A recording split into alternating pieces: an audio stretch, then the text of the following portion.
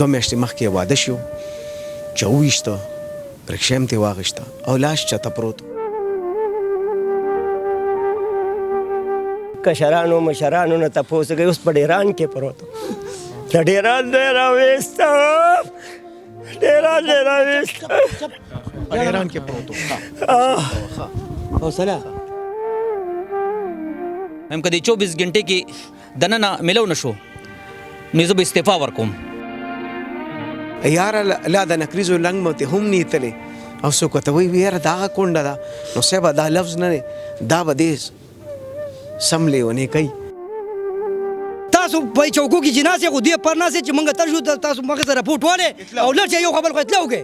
ناکابندي وکړئ که ستاسو هم یو بچی مړ وي نو تاسو به څه کول؟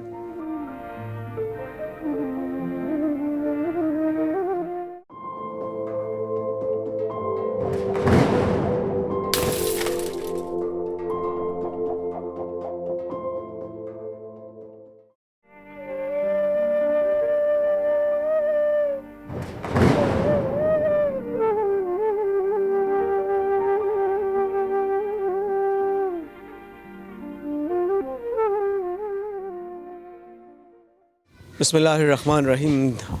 دا د شپې په تیارو کې چې دا یو بې حسه چا په ککرې ډس کوي د سر به دا احساس نی چې دا بچی هسې نه راغټېږي. اسم بچې په هغه نستی کې راغټ شي چې کله یې خوړلي او کله یې نه خوړلې. دا د یو داسې کور بچی وي چې دلته کې اکثر پلار قرضداره وي. دا د یو داسې کور بچی وي چې دی کې اکثر مور د پردي خان لوښي وینځي او نار بچی ساری. دا کم سړی چې د شپې ډس کوي او په سینه باندې دې دا سنګین خخی نو دته به دا احساس نی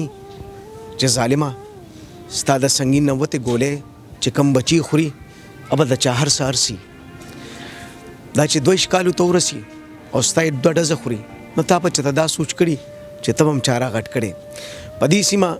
زه ویم ځنګل دې ته وایي چې تا نه هغه رکشم والي چې هم پردی وي او ته هغه سړی مړ کې چې هغه د یو غریب سړي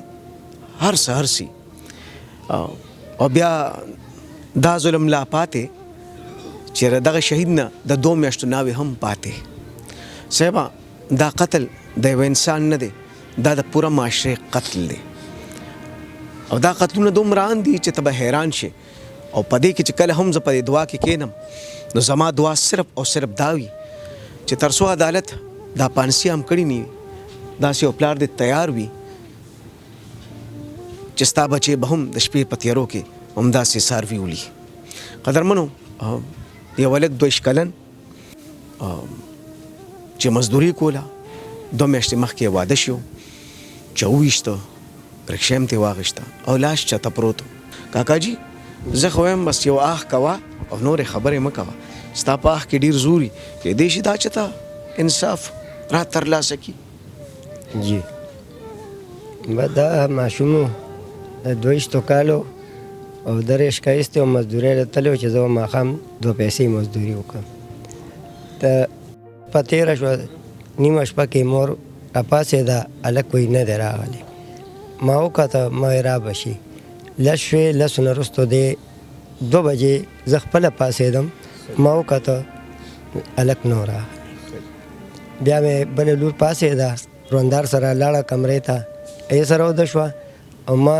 ټوله شپه په ناسته تېره کړه چې بچی به څه وخت راسي. سهار شو خو زما بچی راغله. سهار شو ما ځان سره یو خورایې کو یو زه شوم دې چوکۍ ته لاړو. موږ وایي چې دغه شان بېګا زموږ سړی پرون 2 بجې وتلی ډیپټیله ریشکه چلی د مزدورۍ نه یې راغلی ته زما پیار واخلی ای زما پیار وانه غوښتو. زه بیا لاړم دی ولېږلم وایي ستا پیار به جهانګیري کې کېږي. زه جهانګیري ته لاړم جهانګیري تاڼې والا ما ته ووایي چې ته ستا پیار دلته نه کېږي ستا به په چوټه لاور کې کېږي. چوټه لاور ته چې لاړم هغوی ما ته دی لکه زه لکه د میرغوړي وویشتم راوویشتم پای کې 2 ورځې تېرې شوې ولې چې په سهار ته موږ بیا سړی موږ ته میلاو شو لاش که نه په 3 ورځ باندې نو چې هلته لاړو نو هغوی ما له وایي چې نه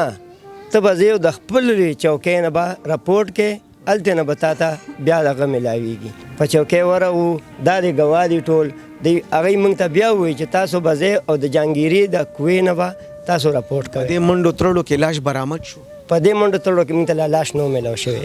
پرون چې موږ بیا لاړو نو موږ هغه چوکۍ له چې کومې له زه ړومبې تللی وم ای ما له ویل چې ته به لاړ شې چوټه لاور کې وه راپورټ تاڼه کې ولیکې ای ته چې لاړم ای ما سره دونه هیلپ کړی و چې زما نه د هغه تصویر زما نمبر او زما د اخري نمبر صحیح ده بیا لاش چېرته پیدا شو جي لاش په دې چوټه لاور کې میلاو شوی خو موږ ته نه دی میلاو شوی هغه وخت هسپتال ته چې موږ لاړو هلته پروت و نو څنګه حل وشي ته ورغلې ډېر ګډوډ و که دا لات تا لیدلی وې نو زما اړه اوس هم شلېږي د دې کشرانو مشرانو نه تپوس کوي اوس په ډیران کې پروت و د ډیران دی راویسته ډیران دی راویسته ډیران کې پروت و حوصله دی راوستم ډېرې له تسلي راکه و زما اړه نه صبرېږي تسلي نه برداشت کوي زه به یم چې ما له قاتل میلو شي او ما له دې وښیي بس دغه ما نور د زړه زور نشته ما راپورټ چا هم نه دی اخیستی بلکل دا رپورټ چې نالې نو دا بیا به ورته ویلي چې کوهقاف ته لاړ شه هلته به دې څوک ایف آی آر والي چې ته پیرې به ناست دي کیدای شي د ایف آی آر والي تاړو والو ته هم دا ګزارش کوم چې دا ستړي درشه په تاڼه درشي که نه نو ډېر یې خیال ساتئ دا هغه مظلومان چې خدای راستي دې دعا کوي نو آسماني به شي خو چې خیره کوي په خدای که دې تلم معلوم شي د مظلوم آه ډېر لرې ځي نو تاڼو کې ناست مرګورو ته وایم چې تاسو خو بلد دی د ډېرو مظلومانو چې ستاسو په چوکټ راځي خو صاحبه داسې خلک چې کله راشي چې بچیان یې غیبي نو هغوی له ډېره تسلي ورکوئ که څه قانوني سقم وي که نه نو دا غریبانانو ته خو پته نه لګي چې علاقه د کم ځای ده او کم ځای ته راغی خو دله تسلي ډېر ضرور ورکوي دا تړته کې دا د خدای په چام نه راولي دا اوس دی لږ ساعت کې لیونی کېدو که د ده پړه وی چې په دوس اور لګېدلی وي خو دا چاپېرچل ورته ولاړې دی خوږو راټینګ کړه موږ ټول پلاران یو چې کم پلار یې هغه ته پته لګي چې دا زوی دنه لاړ شي که نه ته څنګه نه لیونی کېږي ته ترې څه وینا شته زه دا وینا کوم چې موږ دلته کې څنګه لړو کنه په ډومبې پیره نو چې تاسو له موږ راپورټ درکړه نو تاسو ولې ناکابندي ځای په ځای نه کوئ د یو شعور دلته ساتلی شوی دی ستاسې کېږي کاکا جي زما ورواره زما پیړه دردېږي زما ورواره دی زه یې ترېم نو چې دلته کې موږ څنګه دی په ډومبې رسګړه نو هلکه ظالمانو نو تاسو هلته اطلاع یو خوا بل خوا ولې نه کوئ تاسو په چوکو کې ناستلی تاسو مالته ووایئ صرف تاسو په چوکو کې چې ناست یې خو دې پر ناست یې چې موږ تر شو تاسو مخې ته راپورټ والې او لږ یو خوا بل خوا اطلاع وکړئ ناکابندي وکړئ که ستاسو هم یو بچی مړ وي نو تاسو به څه کول تاسو به غرونه په بل اړولي غرونه دا خبره نشته څنګه زړه دردېږي یو پکې ماله څه وي دلته کې چوکۍ کې یو مشر سړی و بوډا وایي ټولو خلکو بچي مري وایم که ستا مړ شو ته به څه کوې د چرچن نه یو بچي را جدا کړه چې چرچن څه کوي یار دی به څنګه نن دردېږي مور پلار به دردېږي نه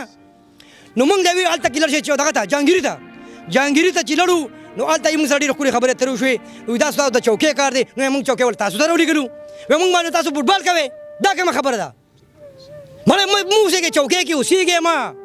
دا کومه خبره ده مړه موږ یې ولیږلو وړوکي لاهور ته الحمدلله هلته ډي پي او کار شو هغه ډېر ښکلی کردار موږ سره وکړو موږ ته هر څه برابر کړو ما ورته مردان نه یو کس مې وکړو هغه چې ورته یو ګنټه خبرې وکړي نو بیا یې بس په خوله نه راځي نو څه به ووایم د دې وجې باندې موږ چغېږو زړه مو غواړي چې اوس څوک ورسره نو چې دا شی موږ ته نه میلاوېږي دا څه نو یاره دې ناست په چوکو کې په تاڼو کې چې ورشو موږ باندې خپې درابوي ولې خپې درابوي څه چل دی تا له موږ درغلي ورته زنګ په سر تنخوالي ویم ته زنګ په سر تنخوالي دا خبره نشته صحیح ده جي د پولیس ډپارټمنټ ټولو واکمنو ته وایم چې دا غږ دا به تاسو اورئ او په سیړه سینه به دا اورئ او په دې عمل کوئ ستاسو په درس تاسو په چوکۍ ولاړ یو سړی هسې نه درځي صحیح ده هغه هسې نه درځي هغه یو چاودی دی تاسو له به یو سوال راوړي دا سوال به اورئ او د دې د حل دپاره به څه کوئ هم ستا هم پروارو او چې زما غټه مطالبه مو شته نو بس زنګ د حکومت نه دغه مطالبه ده چې دا قاتل د موږ ته زر تر زره موږ ته دی ډي پي او او ډي اس پي دی راته وایي چې یاره په 24 غنټې کې به دننه موږ تاسو له قاتل درکوو نن دوی مرض د پرون جنازه شوې ده دی موږ له 24 غنټې راکړي دي نو ما ورته پرون آواز ورکړو وایم که د 24 غنټې کې دننه میلو نه شو نو زه به استعفا ورکوم وي زه به استعفا ورکوم نو موږ سبا پورې ګورو چې څه کېږي پېښ پرون خو دې موږ لکه د مرغوړي په شان لکه ګرګاډي رانه جوړ کړي کله هلته کې کله هلته کې کله هلته تاسو لړزېدلې ډېر لړزېدلې خو به لا ډېر ښي داسې کو چې بالکل لکه د زړوکو په شانې وینځلو زړوکي چې څنګه سړی وینځي که نه همدغه شانې ووینځلو او دې ځای نه موږ ګاډي خطا که پردي ګاډي مو خطا که خپل را سره نو خپل پردي ګاډي مو خطا که او هلته لاړو هغه وي دا زموږ کار نه دی دا د پولیس والا کار نه نو ته په چوکۍ کې ته سره پاره ناست دی ته سره پاره ناست دی دا مزدور کار دی دې غریب پردې مزدوري کې په پټي کې لکه زمینداري کوي دغه یو زوی بس اوس پاتې دغه یو زوی پاتې. رامخې شه بچې څه ویل غواړې بس زما او زما مشرې دا ټول کور مزدوري هغه به هم کوله د شپې به ټول ګرځېده دا پریکشا به چلوله به د ورځې به ګرځېدو شپې او کور ته راتلو او دا داجي دې هم چېرته مزدور کار دی به زمونږ خو پلار مزدوري نشته بس هغه پټو کې دیاړي ستا د موبایل نمبر سریز ووایه 0312 50 95 727 واتساپ پشته زوی واتساپ زل به وای دا نمبر 0312 50 95 727 دا د نیمو ډوډۍ پسې چې خوار بچې په وینو لت پت پلار ته په تخته کې دی نو زه به چوکۍ والا ته وایم خدای راستي دا ډېر غټړه غواړي دا چې په نارو لږو دی دا بچي را غټ کړي بیا په دې ماحول کې او د سوای او رکشا دی ورکړي او د شپې په تیارو کې د لسو غلبیل کی کنه او پلار کله بیا د مردخانې نه روچتای نو زم چاپیرچل دی دغه غم الله دوی ته نه خي دا دونه ګران کار دی خدای راستي دا سړی د سره تړلې دا خواږه دا درد وړل ډېر ګران دی بیا دې چې سکور ته لاړ شو دی غناوي ته ګوري واغه کمرې ته ګوري چې پای کې به اوس هم سیرې لاوي سیوا هغه ناوي چې اوس راشي او د هغې په لاس لګېدلې یاره لا د نکریزو لنګ مو ته هم نیتلې او څوک ورته وایي یاره دا هغه کونډه ده نو صاحبه دا لفظ نه دی دا به دې سم لیونې کوي ویم نشته چې ته نږدې په دې رسایل پل کې سارا خدای راستي ګنې دا ټول به تاسو په هغې کې لیدل داسې چغې نه وي د دې دا چغې او د دې دا ګیله بالکل په ځای ده ستا چوکۍ چې درغلي دا کم خلک دي دا هغه خلک دي صاحبه چې په نستو راغټ شوي هغه بچیان راغټوي چې کومه نیمه ډوډۍ کور ته روړي نو چې په وینو سالو شي نو بیا دومره حق لري چې ستا په چوکۍ کې یو ورزي داخله کړي چې زما بچی روکته باچا دا به پیدا کول غواړي ځکه دا اوښ کې اصلګې سیودار د معاشرې او داسې کلک رنګ دی چې هر سړی دا ګوري خو خلک وایي چې مړه بس دا معاشره داسې دا معاشره ولې ده سیبه دا معاشره داسې نی چې چېرته انصاف نی بیا ظلم عام شي دلته ظلم دومره ډېر دی چې په هر لور ښکاري ځکه قدرمنو خلک هم دې سره بلد دي او سیبه د دې غم سره دا پلار او دا ترونه نه دي بلد او بیا په تیره به تاسو هغه کاکې سره څه کوئ چې د ناوې نوم پې ورپورې دی صاحبه د دغه کور چې کله پلار بوځي که نه نو زه هم یو ځل به بیا تحسین مړي چې دغه ناوې خو موږ ډېر په خادمو تحسین له راوستې وه نو حاجي صاحب ته خپل لورکی بوځیا به وي چې او په دې کنډر کې زما د لورکی څه کار دی زه د دې مزار نه خپل لورکی خپل کور ته بوځم دا به یو بیل جړا وي او دا به یو بیل تکلیفي خبره ده ډېره بخښنه چې ستاسو اوښکې ضروري وي یا ستاسو زلګې ضروري وي چې موږ د ریاست هغه واکمن ته کینو چې هغه سره دا واک او اختیار دی چې د ستا بچې په ډیران ذبح کېدو ته پرې نه دي موږ ستاسو غږ اوچت کړو په دې هیله چې الله دې وکړي چې په 40 غنټو کې دننه دا قاتل گیر شي بیا موږ ضرور خبر کې که چې دا موقع به لو شو زه به قاتل نه دا تپوس ضرور کوم چې دا په نسته راغټ دغه بچي په دې زړه رکشا به ته څه کې رکشا به په سو وي خو صاحبه رکشا چې په هر سو وي خو سړی د اربو روپو سر دغه هېڅ قیمت نو چې تا واغشته اجي صاحب الله دې له صبر درکړي کپړه دې سوي خو راسه نه بس زړه مې ختم دی بس نور څه نشي ویلی الله دې له صبر درکړي الله تاسو ټول له صبر درکړي ډېره مهرباني ډېره شکریه جی ډېره مهرباني جی الله هم ډېر ژوندي لرانه خوشاله ساته جی تا مالي